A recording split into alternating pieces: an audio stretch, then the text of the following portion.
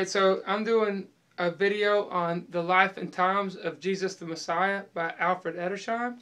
And I'm going to put it in the category of Jewish writings, and I'm also going to put it in a category that I have going right now with Alfred Edersheim. So he quoted a lot of Jewish literature, as you can see here. Like, he'll reference different writings out of like the Talmud, or you know, that the Talmud is a compilation of different books like the Mishnah and others. So I just wanted to share with you real quick out of here. It says, "Nor was it merely purity of descent of which the Eastern dispersion could boast. In truth, Palestine owed everything to Ezra the Babylonian, a man so distinguished that, according to tradition, the law would have been given by him if Moses had not previously obtained that honor." So it says according to the tradition, the Jewish traditions. "Putting aside the various traditional ordinances which the Talmud ascribes to him," the Talmud, the Jewish oral commentary, ascribes to him, "we know from the scriptures what his activity for good had been. Altered circumstances had brought many changes to the new Jewish state. Even the language spoken and written was other than formerly. Instead of the characters anciently employed, the exiles brought with them on their return those now common, the so-called square Hebrew letters, which gradually came into general use." So they brought back with them the square Hebrew letters, and you can go and look up what ancient Hebrew looked like. They looked differently from what was brought back. So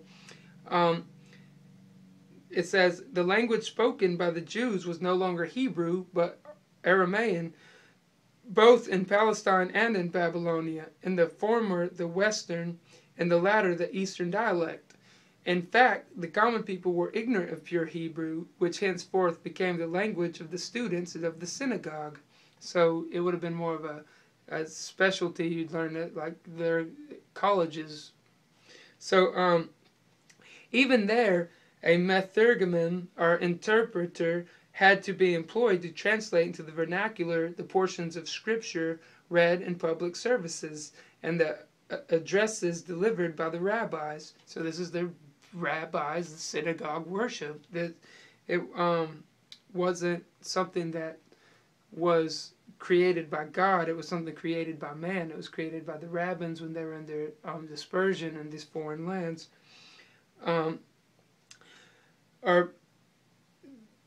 This was the origin of the so-called Targumim, or paraphrases of scriptures. In earliest times, indeed, it was forbidden to the Methurgeman to read his translation or to write down a Targum, lest the paraphrase should be regarded as of equal authority with the original. It was said that when Jonathan brought out his Targum on the prophets, a voice from heaven was heard to utter, and it's funny, that's called Bath Kol, if you've ever heard of that. The voice from heaven, according to the Jews, was called Bath Kol. So, "Who is this that has revealed my secrets to men? Still, such Targumim seem to have existed from a very early period, and amid the varying and often incorrect renderings, their necessity must have made itself increasingly felt.